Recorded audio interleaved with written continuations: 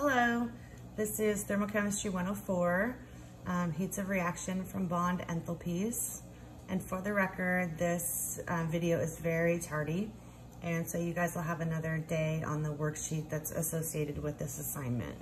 So my apologies, I haven't had a minute to sit down and do this. So anyway, let's get going. We're gonna start with a couple basic statements, and the first of those is that a covalent bond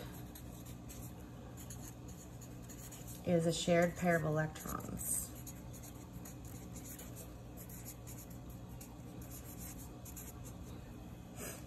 So for instance, let's say we have a fluorine here with its 7 valence electrons, and it shares a pair of electrons with another fluorine, which I'm drawing in blue.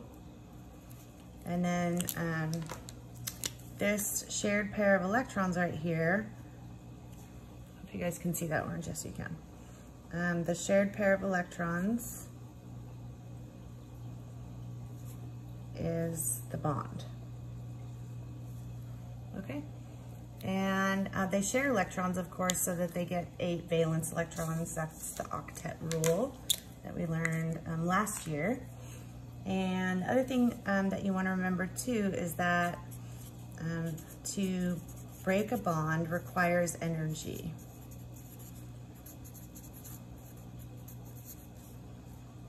So we'll say requires an input of energy. Therefore is endothermic. So we would have a positive delta H for breaking of bonds. That takes energy to do. And then on the other hand, the formation of bonds releases energy. So formation of new bonds releases energy.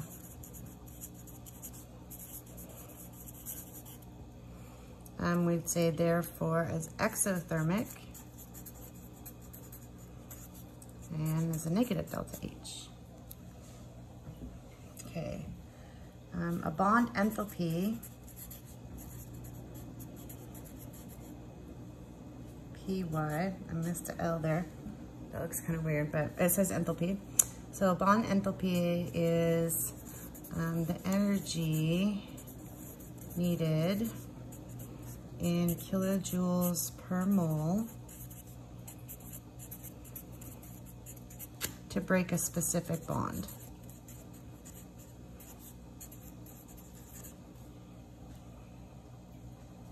So to break 1 mole of a specific bond, that's bond enthalpy. So I want to dive into a little bit about energy diagrams before we go into the mathematical part of this.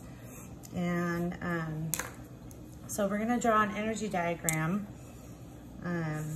So we're going to have a set of axes, X and Y axis, sorry that's so crooked.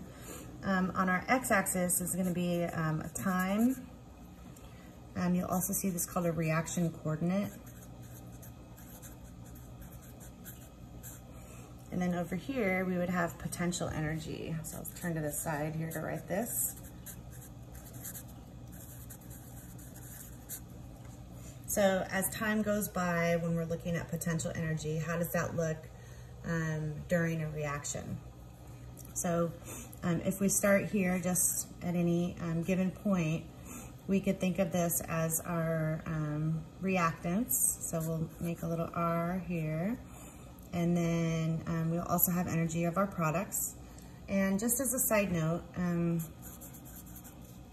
this is for the reaction where A2 plus B2 makes 2AB. So we're breaking the bond between the A's, we're breaking the bond between the B's, and we're forming 2 new bonds, A, B.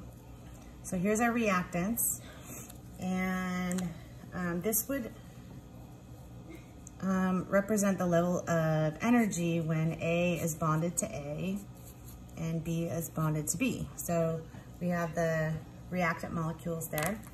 We put a little bit of energy into the system, so the potential energy goes up, and we're able to separate those bonds or break those bonds so that A is separated from A and B is separated from B.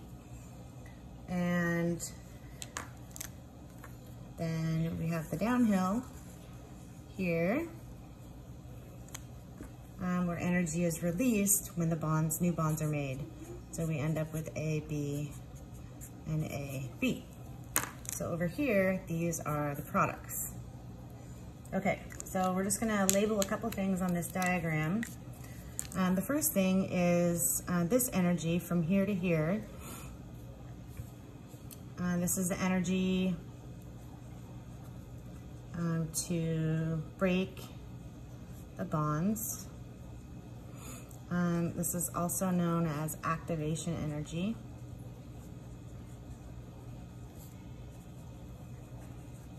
Or E sub A. So that's activation energy.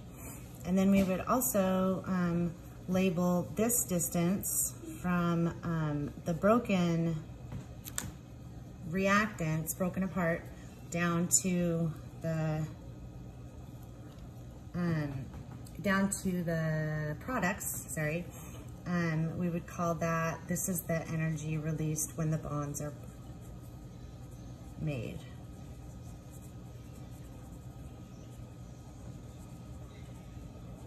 Okay, and then this overall, from where the reactants started to the products ended, we're seeing a drop or a change in energy. This overall is the delta H. So in this particular drawing, the delta H is negative because the reactants are at a higher potential energy than the products. So this is an example of an exothermic energy profile, energy diagram profile. So you would see this is an exothermic process where you are ending up at a lower energy than what you started. And then an endothermic process would look like an uphill, like this, where you're ending at a higher energy than what you started at.